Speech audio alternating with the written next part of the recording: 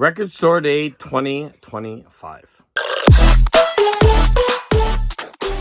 Hi, welcome to Garage Geek. So I normally go to Record Store Day because it's very convenient. There is a local record shop, like a 10-minute walk from my house. I normally don't film anything. I take a couple of pictures and I put them in a video. But Morton Astad asked me to film, and initially I was very reluctant. I'm just not good with walking around and talking. Walking and talking at the same time is not my forte.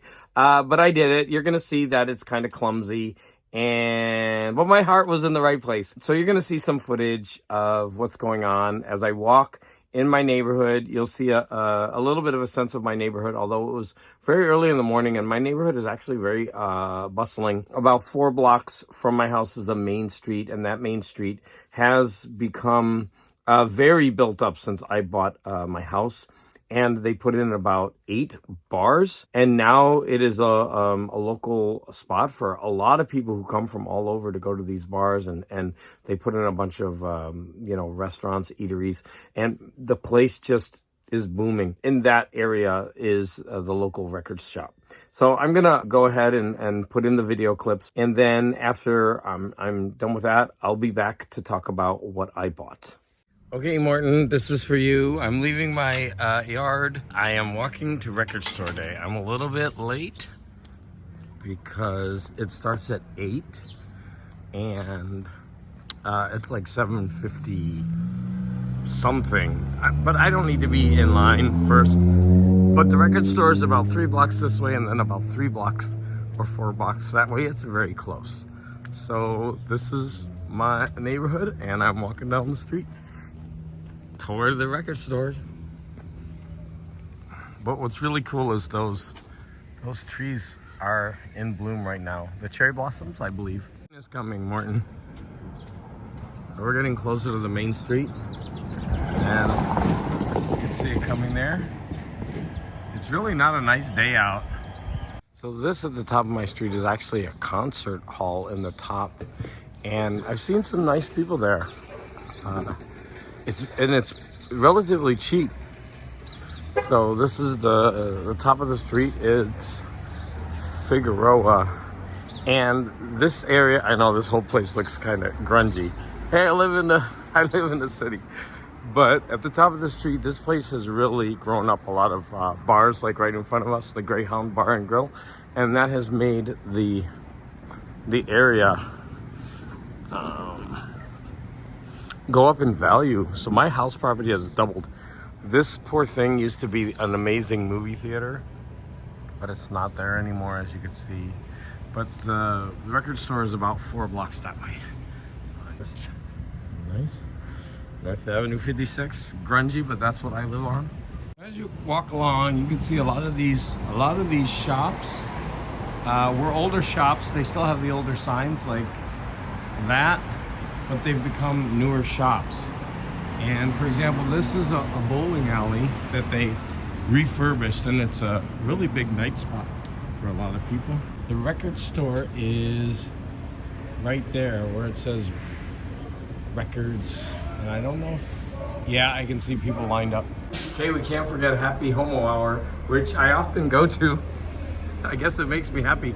But this year the people are lining up along, if I can get that, along the side of the building, whereas before we used to line up along the front over there. That's different. One thing I like about my neighborhood is there's always a lot of interesting art. That's the metro station down there. And yeah, there's the record store. Look at that sky. Doesn't look very nice.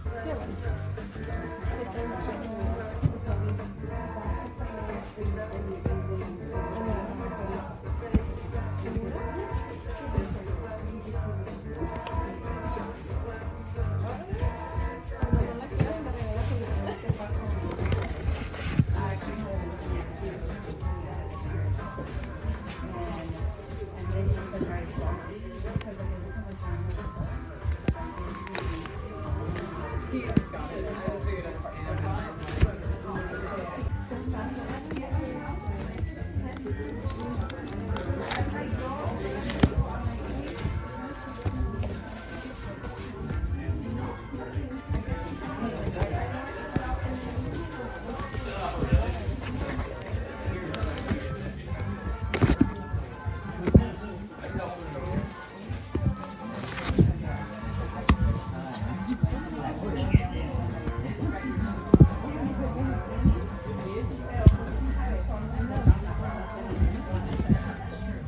record shopping is done. So now it's time for a little bit of pastries and coffee. And I'll see you back in the garage. All right, I am back. I feel like I time traveled there. So my local record shop is Gimme Gimme Records. And I bought things that weren't in the record store day. I didn't see anything that I really wanted, and when I got there at about 5 minutes after 8, the line was around the corner, as you saw. I was actually the last one to get in line, and really no one else got in line after me. I assume that a lot of the major releases were sold out. Now, the guy in the record shop, his name is Bill, he said that people had actually camped out the night before at that little record shop at 12 midnight because they wanted the Wicked soundtrack. And I was kind of like, wow, that's really interesting. You know, me, I like musicals, and I've seen the musical Wicked, and I really enjoyed the movie. But waiting all night, but he said that they were really young people, and I was like, yeah, more power to them, right? That's pretty cool. There was also a Taylor Swift record store day release. It was a single. By the time I got there, he actually had 2 because he found 2 that were at the bottom of the box, and too bad the Swifties had already left because he did have 2 more. So the first thing I'm going to show is a little bit risque, but when I saw this, I just had to have it. And that is Nashville Pussy in Kicked in the Teeth. I mean, look at that retro art. Yeah, it had a hefty price tag, but so well worth it. The Devil Controls Them by Radar. Like nothing you've ever before. I messed that up. You've heard before ever. So look at that. And we have the back. We also have some awesome album. I'm sure that this is on some pulp paperback somewhere out there. Back with Nice Boys. It Dares Reveal the Truth. I guess it's Scooch Pooch Records. Oh, this is actually a record shop in Los Angeles. I should look them up and maybe even visit them. So let's see if I can open this thing. Oh, it doesn't open up. It just slides out. Here is the single Nashville Pussy. Oh, this one is... It's just like a cardboard wraparound. Pretty funny. And then it comes in a paper sleeve. And here it is, Nashville. I don't even like saying that, Nashville Pussy. Kicked in the Teeth with Nice Boys. I absolutely am going to spin that. I'm one of these people. I'll put it inside the sleeve. That's okay for me. But I have to spin this and see what it sounds like. All right. So there we had Nashville Pussy. Kicked in the Teeth. I don't have anywhere to put this. I've got a mess everywhere. So the next thing that I bought was this Mystic Moods record for $7. Now, you might think I'm out of my mind. I opened this up and it just seemed like something that would be really up my alley. I mean, look at this gatefold. Yeah. So this isn't exactly, if you came here for a record store day video, I mean, you're not exactly getting that. And this is called Clear Light by the Mystic Moods. Now, I'm not sure if this is an incarnation of the Mystic Moods Orchestra. And that's actually, those albums I love. What's his name? Record Talk. Because I made him listen to one of their albums once. I still feel shame over that. But this is what the big thing that I bought. I usually don't splurge or buy anything expensive. But I saw this, which is Miles Davis Bitches Brew. God, this video is just full of cursing. We have Pussy and now Bitch. So here's Miles Davis Bitches Brew 40th anniversary. And it was $75. And normally, like I said, I wouldn't, splurge for something like this. But the price seemed to be right. There were 3 things on the inside, actually 4. I've always wanted the actual Bitches Brew album. Even though it's a very difficult composition, I've always wanted it for the cover art. And whenever you find this album, individually, it's usually $30 or more. And, it's often beat up. But this thing is pristine, and I figured if this is $30, then the rest of that, everything you get would be $45. I know it's a stretch, but it's a box. Then the next thing you get is this, which is called Directions in Music by Miles Davis. This is the back. And this is actually a 3 CD and a DVD. So when you open it up, it's got, just like it says, 4 discs in there. It also, this was used. So it also came with this. I guess there's this like really big box set that has like a ton of Miles Davis stuff. 8 deluxe box sets, 43 remastered CDs.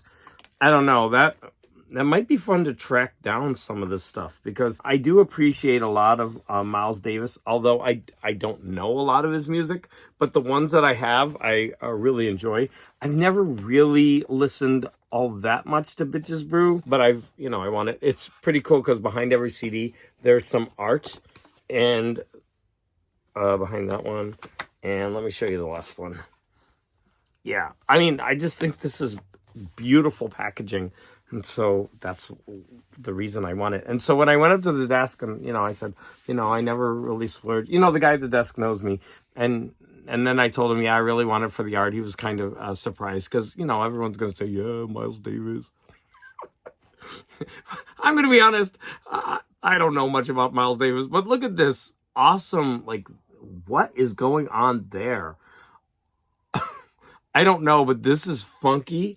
And that art is phenomenal. And this is a booklet. So, I don't know how much I'm going to get out of that because I don't know much about jazz at all. In fact, I'm kind of a person that stays away from this kind of jazz fusion-y stuff. And then there's one more thing inside, which I didn't open up in the store. It came in this little sleeve, and it's got a sticker on it. And it's embossed.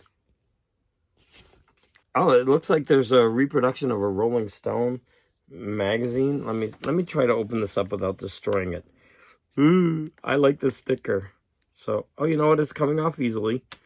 So that's the sticker. Sorry you have to watch me do this. So I'm going to open it up. It's like vellum. Oh, no, it's plastic. I'm going to pull out all the contents. Just what you wanted, right, Miles Davis? Here we have some postcards from maybe one of the venues. And was there anything else in there? All right. And then we have... Oh, it must be a poster. Yeah, I don't know if I should open this up. It's just like a purple poster of Miles Davis performing. That's the top of the poster. Yeah, I don't want to open that up. What else do we have in here?